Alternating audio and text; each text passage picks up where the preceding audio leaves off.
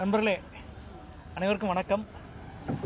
இன்றைய தினம் மதுரை நாடாளுமன்ற உறுப்பினருடைய தொகுதி மேம்பாட்டு நிதியிலே இருந்து சுமார் 11 பணிகள் ஏறக்குறைய 45 லட்சம் ரூபாய் செலவில் பணிகள் நிறைவுற்று திறக்குகிற வேலை காலையிலிருந்து நடைபெற்றுக் கொண்டிருக்கிறது. இன்று இந்த செய்தியாளர் சந்திப்பில் என்னோடு கட்சியினுடைய மாவட்ட செயலாளர் தோழர் மா கணேசன், மதுரை மாநகராட்சியினுடைய பொறுப்பு மேயர் தோழர் நாகராஜன், இந்த பகுதி குழுவினுடைய செயலாளர் வீரமணி ஆகியோர் பங்கெடுத்திருக்கிறார்கள். இன்றைக்கு காலையிலே இருந்து 11 பணிகள் எம்பியினுடைய திட்டப்பணிகள் முடிந்து திறப்பு நிகழ்வை நடத்தி கொண்டிருக்கின்றோம். காலையிலே மேற்கு தொகுதி இன்று முழுமையாக மேற்கு தொகுதிக்கு உட்பட்ட 11 பணிகள் சுமார் 45 லட்சம் ரூபாய் செலவிலே இந்த திட்டப்பணிகளை முடிவிட்டு இன்று மக்கள் பயன்பாட்டுக்கு திறந்து வைக்கின்றோம். காலையில் தோரிமான் பகுதியிலே ஆரம்பித்து மேலமாத்தூரில் பெருந்தலைவர் காமராஜர் அவர்கள் ஒரு 60 ஆண்டுக்கு முன்பு ஒரு வாசக சாலையை திறந்து வைத்தார். அந்த வாசக சாலை ஒரு பழைய ஓட்டு கட்டிடம், அது சிதிலமாகி இடிந்து விட்டது. அதை மீண்டும் புதுப்பித்து ஒரு வாசக சாலையும் நிழற்குடையும் இணைத்து ஒரு புது மாதிரியாக, ஒரு முன்மாதிரியான அந்த நிகழ்வை காலையிலே துவக்கி இப்பொழுது வரை நடத்தி கொண்டிருக்கிறோம். தொடர்ந்து ஹைமாஸ் விளக்குகள் போன்ற பல திட்டப்பணிகளை மக்கள் பயன்பாட்டுக்காக திறந்து வைக்கின்றோம். நாடாளுமன்ற உறுப்பினருடைய நிதி என்பது மிக சிறிய தொகைதான். ஆனால் ஒவ்வொரு சின்ன சின்ன விஷயமாக மக்களுக்கு தேர்வு செய்து மக்களினுடைய அடிப்படை தேவையை பூர்த்தி செய்வதைப் போல இந்த பணியை நாங்கள் செய்து கொண்டிருக்கின்றோம் என்பதையும், இன்றைக்கு இந்த திறப்பு விழா சிறப்பாக நடைபெற்றுக் கொண்டிருக்கிறது என்பதையும் நான் இந்த நேரத்திலே தெரிவித்துக் கொள்கிறேன். நண்பர்களே, காலையில மாமன்ற கூட்டத்தில் திமுகவினர் அந்த மாநகராட்சி வரி முறைகேடு தொடர்பாக பேசும்போது சு வெங்கடேசன் அவங்களோட பேசுறது ரொம்ப வருத்தமா இருக்குது. கூட்டணியில இருந்தாங்க, 8 வருஷமா பொறுமை காத்துட்டு இப்ப பதவியை தக்க வச்சுக்கிறதுக்காக இது போல பேசுறாரு, ஒரு போராட்டம் நடத்தா அப்படின்ற ரீதியில அவங்க பேசியிருக்காங்க. இதை எப்படி பார்க்க? நண்பர்களே, இந்த மாநகராட்சி வரி ஏய்ப்பு ஊழல் சம்பந்தமாக முதலில் புகார் அளித்தது யார்? யார் புகார் கொடுத்தது? எதிர்க்கட்சியா, மக்களா? மாநகராட்சியில வரி விதிக்கிற விஷயத்தில் ஊழல் நடந்ததாக புகார் அளித்தது மதுரை மாநகராட்சியினுடைய ஆணையர் தினேஷ்குமார் IAS அவர்கள். கார்ப்பரேஷனுடைய கமிஷனர் கொடுத்த புகார் இது, ஊழல் நடந்திருக்குன்னு சொல்லி.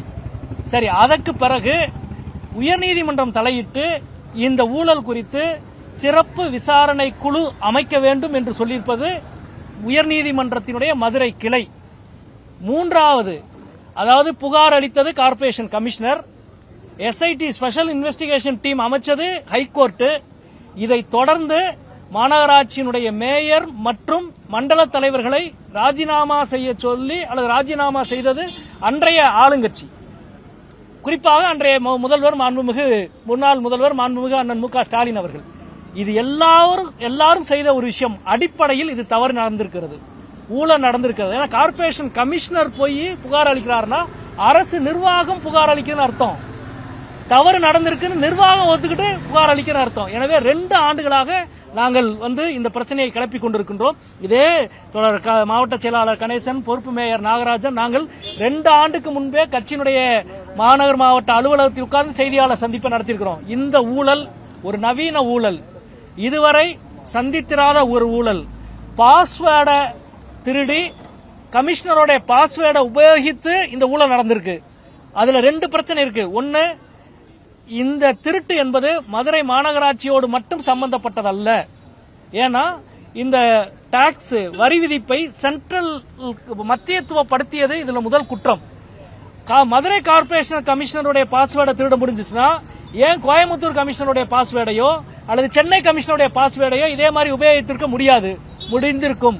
இது மதுரையில் மட்டும் நடந்த ஊழல் அல்ல, பல இடங்களில் இந்த ஊழல் நடந்திருக்க வாய்ப்பு இருக்கிறது. மதுரையில் அது வெளிப்பட்டு இருக்கிறது. எனவே இன்னைக்கு சட்டமன்ற தேர்தலுக்கு பிறகு நாங்க இதை சொல்லல, சட்டமன்ற தேர்தலுக்கு முன்னாடி ஓராண்டாக சொல்லியிருக்கிறோம். ஊழல், மக்களை பாதிக்கிற இந்த பெரும் ஊழல் முறையாக விசாரிக்க வேண்டும். ஊழல் செய்தவர்கள் யாராக இருந்தாலும் தண்டிக்கப்பட வேண்டும் என்பதுதான் எங்களுடைய கோரிக்கை. இது இப்பொழுது நாங்க பேசல, 2 ஆண்டா பேசிக்கிறோம். அதே மாதிரி அவர் நீதிமன்றத்தில் வழக்கு இருக்கிறப்ப இது எதுக்கு பொதுவெளியில பேசுறாங்க அப்படின்றதையும் கூறியிருக்காங்க. ரொம்ப நல்லது. நீதிமன்றத்தில் வழக்கு, எனக்கு அந்த வீடியோ கூட இப்ப தோழர்கள் அனுப்பிச்சாங்க, ஆச்சரியமா இருக்கு. அவர் ஏதோ ஒரு கணக்கு சொல்றார். திமுகவினுடைய மாநகராட்சி குழுவினுடைய தலைவர் காவல்துறை அதை ஃபைண்டிங் பண்ணி ஏதோ 1,80,00,000 ரூபாய் வந்து அறிக்கை கொடுத்துருச்சு, அதன் மீது நடவடிக்கை எடுத்தோம் அப்படின்றாரு. இன்னைக்கு வரைக்கும் சிறப்பு விசாரணை குழு அறிக்கை கொடுக்கல. அவங்க இன்னும் சார்ஜ் ஷீட் போடல, விசாரிச்சுக்கிட்டு தான் இருக்கிறாங்க. இன்னும் நாங்க போன வாரம் ஆர்ப்பாட்டத்தில் என்ன சொன்னோம்னா, வேகமாக ஒரு ஆண்டுக்கு மேலே விசாரிச்சுக்கிட்டு இருப்பீங்க, எனவே விசாரணையை வேகமாக முடித்து நீதிமன்றத்தில் வேகமாக அறிக்கையை தாக்கல் செய்ய வேண்டும் என்பதுதான் எங்களுடைய கோரிக்கை. நீதிமன்றத்தில் அறிக்கை தாக்கல் செய்யட்டும், யார் தப்பு செஞ்சாங்களோ தப்பு செய்தவங்க மீது நடவடிக்கை எடுக்கட்டும். தப்பு செய்யாதவங்க மீது யார் மேலே நம்ம வலுக்கட்டாயமாக குற்றம் சாட்ட போறது இல்லையே. எனவே அது நம்முடைய நோக்கம். எந்த ஒரு தனிநபரும் எங்களுக்கு எதிரியே கிடையாது. ஆனால் ஒரு மாநகராட்சியுடைய ஆணையாளருடைய கடவுச்சீட்டை, கடவு எண்ணை பயன்படுத்தி ஒரு ஊழல் என்பது ஒரு மெகா ஊழலாக இருக்கத்தான் அதிக வாய்ப்பு. எனவே அதன் மீது உரிய நடவடிக்கை எடுக்க வேண்டும் என்று நாங்கள் சொல்கிறோம். குறிப்பா அமைச்சர் நிர்மல்குமாருமே ஒட்டுமொத்தமா பொதுவாக என்ன சொல்றாருன்னா, எல்லா கவுன்சிலர்கள் மேலும் குற்றம் சாட்டுற மாதிரி பேசுறாரு, அது வந்து சரியா இருக்காது அப்படின்னு சொல்லி திமுக பேசுறாங்க. அவர் பேசுறது சரிதானா சார்? கவுன்சிலா ஊழல் செஞ்சிருப்பாங்க திமுக ஒட்டுமொத்தமாவே அப்படி சொல்றாங்க. இல்ல அதாவது வந்து எப்பயுமே வந்து எல்லாரும் தவறானவங்க அப்படின்லாம் யாரும் சொல்ல முடியாது. தவறு செய்தவர்களே தவறு செய்தவர்கள் சொல்லலாம். இப்ப வந்து SIT போடப்பட்டிருக்கு. இந்த பிரச்சனையை பொறுத்தவரை, அதாவது மதுரை மாநகராட்சியில வரி சம்பந்தப்பட்ட ஊழல் பிரச்சனையில் ஏற்கனவே வந்து உயர்நீதிமன்றம் தலையிட்டு விசாரணை குழு அமைத்திருக்கு. விசாரணை அறிக்கை வரட்டும், அதன் மீது தவறு செய்தவர்கள் மீது நடவடிக்கை எடுக்கட்டும். அப்படிதான் நம்ம வந்து அணுக முடியுமே தவிர எல்லாருமே தப்பானவங்க என்று 19ஆக வந்து சொல்வது பொருத்தமல்ல தான் நான் என்னுடைய கருத்து. அண்ணாமலை விஜய் ஒரு ஆண்டுக்கு அழுத்தம் கொடுக்க வேணாம் அப்படின்னு சொல்லியிருப்பாங்க. எப்படி சார்? எதுவும் புரியல. விஜய் அரசுக்கு ஒரு ஆண்டுக்கு அழுத்தம் கொடுக்க வேணாம் இல்ல, அதாவது அது அண்ணாமலையுடைய கருத்து. எங்களை பொறுத்தவரை அழுத்தம் கொடுக்கிறது கொடுக்காமல் இருக்கிறது வேற. ஒரு குறிப்பிட்ட அரசியல் சூழலில் நாங்கள் இந்த அரசுக்கு ஆதரவு தெரிவிச்சிருக்கிறோம். இந்த அரசு செய்கிற நல்ல விஷயங்களை வரவேற்போம். எந்த வந்து தூய்மை பணியை தனியாருக்கு கொடுக்கிற வந்து அந்த ஃபீசிபிலிட்டி டெஸ்ட் அவங்க அறிவிச்சாங்க, நாங்கள் எதிர்த்தோம், அதை வாபஸ் பெற்றாங்க, வரவேற்றிருக்கிறோம். அதே போல திருப்பரங்குன்றம் பிரச்சனையில பல்வேறு விஷயங்களில் நல்ல விஷயங்களை வரவேற்றிருக்கிறோம். அதே நேரத்தில் விமர்சனத்துக்குரிய விஷயங்களை, கடன் தள்ளுபடி உள்ளிட்ட விஷயங்களை விமர்சிச்சிருக்கிறோம். இதுதான் எங்களுடைய நிலைப்பாடு. சார், இப்ப CPI வந்து உள்ளாட்சி தேர்தல் வந்து தேவைப்பட்டால் தனித்து போட்டியிடக்கூடிய சூழல் ஏற்பட்டால் நாங்க இது கொண்டு சொல்லி வீரபாண்டியன் சொல்லியிருக்காங்க. CPM என்ன மாதிரி? ஏன்னா நீங்க ஒரு கூட்டு ஒருங்கிணைப்பு இல்ல, அந்த பேட்டியை நீங்க முழுசா படிங்க. அந்த பேட்டியுடைய கடைசி வார்த்தையை மட்டும் வெட்டி இடதுசாரிகள் உள்ளாட்சியில் தனித்து பேட்டி அப்படின்னு, அதாவது குறுக்க ஓடி ஒரு செய்தியை உருவாக்கிட்டே இருக்கிறாதீங்க. அந்த பேட்டியினுடைய முழு சாரம் என்ன? இடதுசாரிகள் அணி என்பது அது தேர்தலுக்கான அணி அல்ல, அது ஒரு அரசியல் மாற்றத்துக்கான அணி. அதை நாங்கள் உருவாக்கி இருக்கிறோம். எந்த ஒரு சூழலையும் இடதுசாரிகளுடைய ஒற்றுமையும் அரசியல் உறுதிப்பாடும் யாராலும் குலைக்க முடியாதபடி இறுக்கமாக இந்த அரசியல் ஒரு மாற்று அரசியலை நாங்கள் முன்னெடுப்போம் என்றுதான் தோழர் வீரபாண்டியன் அவர்கள் அந்த பேட்டியிலே சொல்கிறார். நம்ம மதுரை மாநகராட்சி இந்த குப்பை கிடங்கு வந்து வெள்ளக்கல்ல தீக்குளிச்சு இருக்கு. தொடர்ந்து கோடை காலங்களில் வந்து வருஷம் இது நடக்குது. இது குறித்து அண்ணன் துணைமையர் கூட வந்து ஆய்வு செஞ்சாங்க. அவர்லேண்ட் இதில் வந்து ஊழல் இதுன்னு நிறைய குற்றச்சாட்டுலாம் இருக்கு. ஆனாலும் தொடர்ந்து எந்தவித நடவடிக்கையும் இருக்கு. இல்ல, அவர்லேண்ட் விஷயத்துல தொடர்ந்து பிரச்சனையை கிளப்பிக் கொண்டும் மதுரை மக்களுக்கு நியாயம் வேண்டும் என்றும் குரல் கொடுத்து கொண்டே இருப்பது மார்க்சிஸ்ட் கம்யூனிஸ்ட் கட்சி தான், உங்களுக்கு தெரியும். இப்பொழுதும் போன வாரம் கூட நாங்கள் ஆர்ப்பாட்டம் நடத்தியிருக்கிறோம். அவர்லேண்ட் நிறுவனம் என்பது தான் ஏற்றுக்கொண்டபடி தினசரி 916 டன் குப்பைகளை மதுரை மாநகராட்சி பகுதிக்குள் அள்ளி வெள்ளக்கல்ல போய் கொட்டணும்.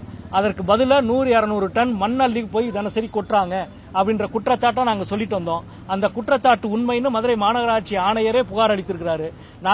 அதாவது இந்த 2 அவர்லேண்ட் பிரச்சனையும் சரி, அதே போல வரி ஏய்ப்பு ஊழலையும் சரி, ரெண்டுலையும் முதலில் இந்த பிரச்சனையை சொன்னது மார்க்சிஸ்ட் கட்சி. பின்னால் இந்த பிரச்சனையில் உண்மை இருக்கிறதுன்னு புகார் அளித்தது மதுரை மாநகராட்சியுடைய கமிஷனர். முதல்ல வந்து வரி ஏய்ப்பு விஷயத்துல மதுரை மாநகராட்சியுடைய கமிஷனர் வந்து தினேஷ்குமார் வந்து புகார் அளித்தாரு. அவர்லேண்ட் பிரச்சனையில மதுரை மாநகராட்சியுடைய கமிஷனர் மரியாதைக்குரிய சித்ரா அவர்கள் வந்துட்டு புகார் அளித்து அவங்க மேல பெனால்டி 75 லட்சம் ரூபாய் பெனால்டி போட்டாங்க. நாங்க என்ன சொன்னோமோ அதுதான் உண்மை என்பது நிரூபமாயிருக்கு. இப்பொழுதும் அந்த பிரச்சனையில உரிய நடவடிக்கை வேண்டும். அதே போல வெள்ளக்கல்ல ஒரு சுகாதாரம், அந்த பகுதி மக்களுடைய வாழ்வு, அதே போல வெப்பம், உங்களுக்கு நீங்க தொடர்ந்து பார்த்துட்டே இருக்கிறீங்க. இந்தியாவின் மிக வெப்பமான நகரங்களாக மதுரை இருப்பது எல்லினோ மிக முக்கியமான காரணம். இதையெல்லாம் சந்திப்பதற்கான ஒரு மாற்றையும் மாநகராட்சியும் நிர்வாகமும் மாவட்ட நிர்வாகமும் ஏற்பாடு செய்ய வேண்டும் என்று தெரிவித்துக் கொள்கிறோம். கரூர் நில விவகாரத்தில் பாஜக தவறா கையாளுது அப்படின்னு சொல்லி தாவேக தொடர்ந்து குற்றச்சாட்டு வைக்கிறாங்க. எதுங்க? கரூர் நிலப்பதிவு விவகாரத்துல கோவில் நிலம் சொல்லி பாஜக தவறா இப்ப இன்னைக்கு வந்திருக்கிற இந்த லேட்டஸ்ட் டெவலப்மெண்ட் நான் பார்க்கலங்க, அதை பார்த்துட்டு நான் சொல்றேன். இப்போ வந்து வந்து நம்ம அந்த குப்பை கிடங்குல வந்து சொன்னாங்க, இப்போ விசாகப்பட்டினம் ஆந்திராவில் மற்ற மாநிலங்களில் வந்து இபி இதுக்கான வந்து நடைமுறை இருக்குன்னு சொல்லி சொன்னாங்க. அந்த மாதிரி இதுக்கு நீங்கள் நாடாளுமன்ற உறுப்பினர் மாதிரி எதுவும் கருத்து கொடுக்க? இல்லை, ஏற்கனவே வந்து இது முழுக்க முழுக்க ஸ்டேட் சப்ஜெக்ட். முழுக்க ஒரு மதுரை மட்டுமல்ல, உலகம் முழுக்க வந்து வேஸ்டேஜை, குப்பைகளை கையாளுறது தான் வந்து மிகப்பெரிய சவாலான விஷயம். அந்த மிகப்பெரிய சவாலான விஷயத்தில் நிறைய தவறு நடந்திருக்கிற ஒரு இடமாக பல மாநகராட்சியில் இருப்பதை போல மதுரை மாநகராட்சியும் இருக்கு. குப்பைகளை கையாளுவது, அதுக்கான நிறுவனம், அதே போல அதில் ஈடுபட்டு இருக்கிற தொழிலாளிகளுடைய நியாயமான கோரிக்கைகள், உரிமைகள், இன்னொரு பக்கம் இந்த குப்பைகளை அப்புறப்படுத்துவதிலே ஒரு நவீன விஞ்ஞான முறையில் பயன்படுத்தணும். மக்கும் குப்பை, மக்கா குப்பைகளை பிரித்து அதை வந்து அழிவுக்கு அளிக்கணும். இது போன்ற விஷயங்களில் நிறைய மாற்று ஆலோசனைகளை நாங்கள் மாநகராட்சியில் தொடர்ந்து சொல்லிட்டு வர்றோம். இப்பொழுதும் அதை வந்து முன்னெடுப்போம். அந்த எல்நிலை பிரச்சனையில மூல வைகாரே நிறைய வறண்டுச்சு. மதுரையிலையும் மேக்ஸிமம் பாத்தீங்கன்னா குளம், கம்மா எதுலையுமே நீர் இல்லாத சூழ்நிலை இருக்கு. குடிநீர் தட்டுப்பாடு வரும்னு சொல்றாங்க. இது குறித்து இந்த அரசாங்கத்தில் ஏதாவது இந்த கால சூழல், கால மாற்ற நிலை பிரச்சனை தொடர்பாக ஏதாவது? இல்லை, நானே வந்து அநேகமாக நாளைக்கு ஒரு விரிவான ஒரு அறிக்கை வெளியிடலான் இருக்கிறேன். ஏன்னா நீங்கள் நேற்று பார்த்துருப்பீங்க, உலகத்தின் 50 வெப்பமான நகரங்களில் மதுரை 7வது இடத்தில் இருக்குன்னு ஒரு ஆய்வு சொல்லுது. போன வாரம் ஒரு ஆய்வு வெளியிடு. இந்த ஆய்வெல்லாம் வந்து ஒரு முழுமையான ஆய்வுன்னு சொல்ல முடியாது. ஏன்னா ஒரு உலகத்தின் மிக வெப்பமான நகரம் மதுரைனா கடந்த ஒரு 10 வருஷ வெப்ப கணக்கீடை பரிசீலித்து ஆவரேஜை பரிசீலித்து சொல்லணும். அன்னைக்கு ஒரு நாளை மட்டும் எடுத்துட்டு சொல்லக்கூடாது. ஆனால் வெப்பமா இருக்கு. ஒரு 3ல் 1 பகுதி அளவுதான் மழை நீர் இருக்கு, வந்து குடிநீர் இருக்கு. வைகை அணை மிக மோசமாக இதுவரை இல்லாத அளவுக்கு குறைந்திருக்கு. கேரளா நீர்பிடிப்பு பகுதியில் 3ல் 1 பகுதி மழை தான் விழுந்திருக்கு. இது மதுரைக்கு மட்டும் இல்ல, தமிழ்நாடு முழுக்க இருக்கிற, இந்தியா முழுக்க இந்த எல்னினோ இருக்கிற மிக முக்கியமான பிரச்சனை. இதை ஒரு பேரிடர் காலத்துக்கான முன் தயாரிப்பு என்ற முறையில் மாநில அரசும் சரி, ஒன்றிய அரசும் சரி, இப்ப நாடாளுமன்றத்தில் இந்த கேள்வி நாங்க கேட்டிருக்கிறோம். 3 சிறப்பு கலந்த ஆலோசனையை மத்திய அரசும் ஒன்றிய அரசும் செய்திருக்கிறாங்க. நாமளும் ஒரு ஆல்டர்னேட்டிவ், ஒரு மாற்றுக்கு மதுரை மாநகராட்சியும் தயாராக வேண்டும், மாவட்ட நிர்வாகமும் தயாராக வேண்டும் என்று நான் இந்த நேரத்தில் கேட்டுக்கொள்கிறேன். தொடர்ந்து அதிமுக என்ன சொல்றாங்க, இந்த ஒரே நாடு ஒரே தேர்தல் வந்து நாடாளுமன்ற இதுல வந்து சீக்கிரமா பிரதமர் கொண்டு வந்துருவாரு, ஆட்சி வந்து ஒரு 6 மாசத்துக்குள்ள இதாயிரும், கவலைப்படாது அப்படின்ற மாதிரி எல்லாம் பேசுறாங்க. மத்திய அரசு சம்பந்தப்பட்டதுனால அந்த கருத்துக்கு இல்ல, அதாவது ஒரு துர்க்கனவு காணுவதற்கு எல்லாருக்கும் உரிமை இருக்கு. அந்த உரிமை அதிமுகவுக்கு இருக்கு. எனவே அந்த துன்ப கனவை அதிமுக கண்டுகொண்டே இருக்கட்டும். இந்த அரசு அவ்வளவு எளிதில கிடையாது. ஒரு தேர்தல், ஒரு நாடு, ஒரு தேர்தல் என்ற சட்டம் இந்திய ஜனநாயகத்துக்கு எதிரானது. அது மன்னராட்சியை நோக்கி நகர்த்தும். அதை ஒருபோதும் நாங்கள் அனுமதிக்க மாட்டோம்.